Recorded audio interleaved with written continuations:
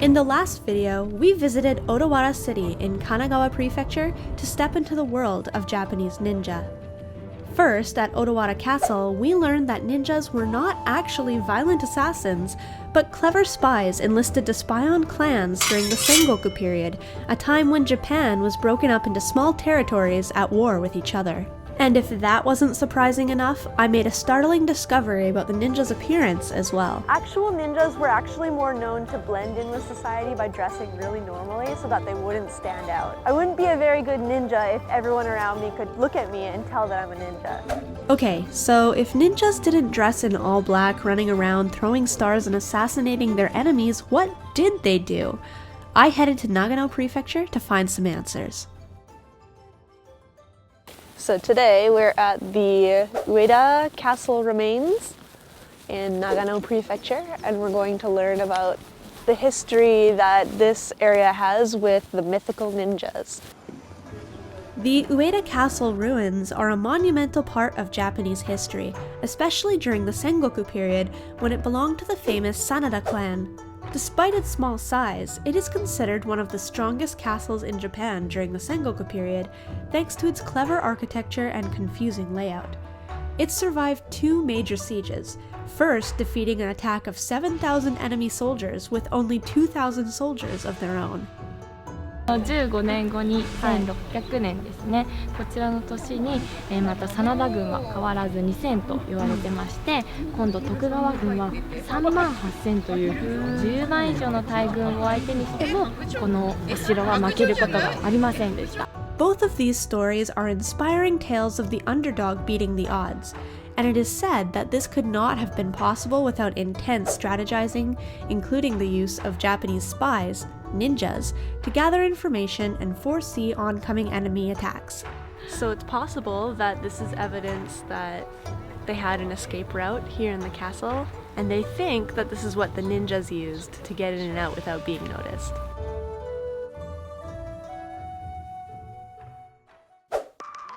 After visiting the castle, we decided to take a walk down Yanagimachi Street, another remnant of Japan's historical past.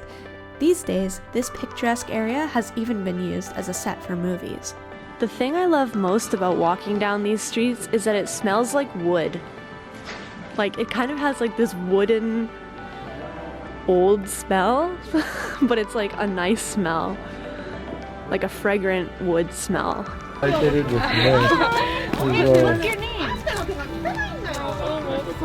Sana! Oh, nice to meet you!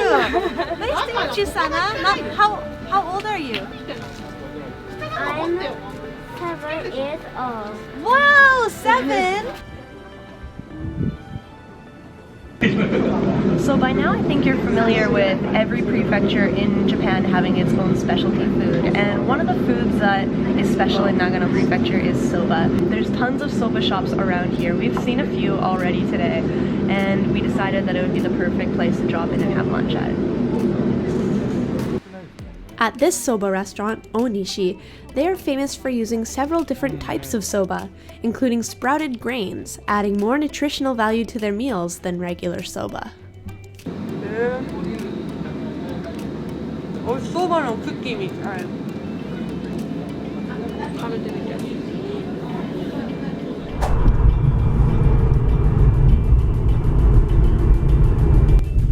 So because ninjas were such a secret species, it has been really hard for historians to separate fact from fiction. A lot of the information they can gather from ninjas are from fictional old stories, and they kind of piece together information that lines up with other information from other authors or historians during that time to figure out what actually happened.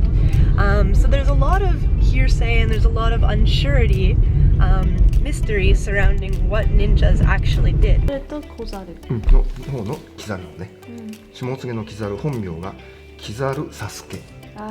それで空飛びサスケというふうに言われてます。そうペンネームじゃないですけどね、そんな感じがありますね。そうなります。この中にはね、いろいろ占いとか、あるいはね、こういう、ね、ものの作り方、使い方、ね、になります。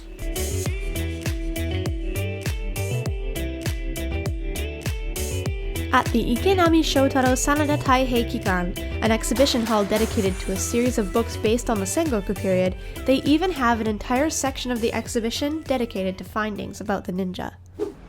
We're about to enter a ninja cave. It's actually very cool in here, very dark and cool. Oh, there's like animal noises. 五世の太郎寺と申す草の者浜松城下に徳川の動きを探りにこのような諜報活動も我ら忍びの役目敵に悟られぬよう変装いたす In order to collect data on their targets, they would disguise themselves as pharmacists, peddlers, entertainers, farmers, anything to get them to blend into their target society undetected. Their missions would often take days, and they would sometimes stake out hiding spots in the homes of their targets. This required patience and tons of self-control, as one false move or sound could blow their cover entirely. A ninja's training would revolve around being swift, quiet, inconspicuous, and most importantly, not leaving a trace of their presence behind. この奥の方に角間渓谷というところがあるんですけど、はい、そこで忍者が生まれたとか育ったとかね、忍者の訓練をしたとかすごいいうところがありますね。So now we're heading up the winding road into the mountains to a place that has been historically linked to a ninja training ground for the Sanada clan, which was the clan that founded the castle that we just visited. It's all connected, and it's all starting to make sense, which is really exciting. Kakuma Keikoku, or the Kakuma Valley, is said to be the training ground of Sarutobi Sasuke and his fellow Sanada ninjas. At the entrance of the valley lies a single ryokan. Built around a natural iron-based hot spring, it is said that this, too, was once used by the Sanada ninja clan.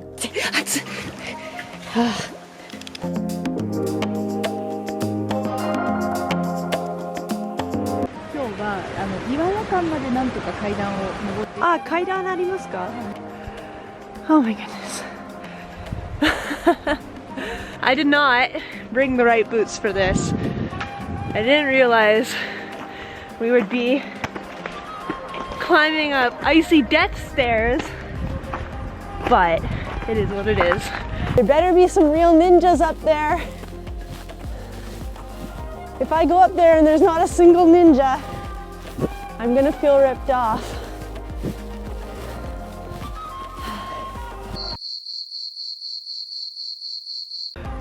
I did it! We did it! 大丈夫ですか? 頑張ってください. Although I doubt they had stairs back in the Sengoku period, if this is really the place where ninjas would train, I can kind of understand how running up and down these hills would increase their endurance. There are said to be many caves in the Kakuma area, but the one that houses the cave goddess, Iwaya Kanon, is the biggest in the valley. In the past, these areas were used as many residences for those living in the mountains, but now it is home to spirits instead.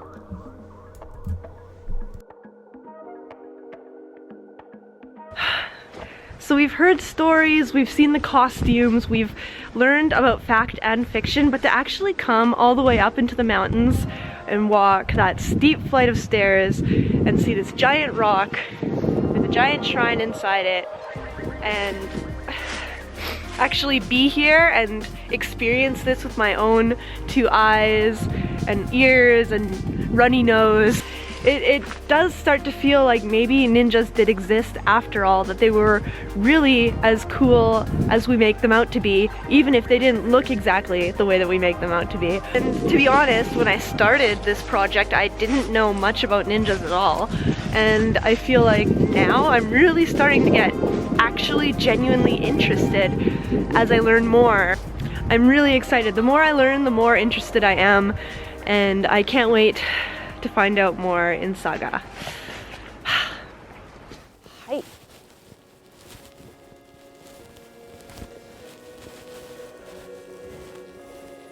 Oh, the things I do. The things the cameraman makes me do. Dress up like a ninja, fight children, play in the snow.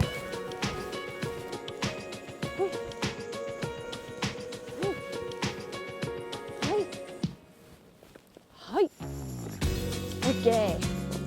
Okay. Next time, we're ditching the snow and heading back to Kyushu to Saga's Ninja Village to try to figure out why Japan still celebrates the media-portrayed image of a ninja, even if it isn't factually correct. Sound interesting? Then make sure you stick around for part 3. It took a very long time, but I made it down. I can't actually believe I went up there. Seriously. These are not snow boots. These are heels. I'm wearing heel boots. Not waterproof. And I went up the stairs. I could be a ninja after all.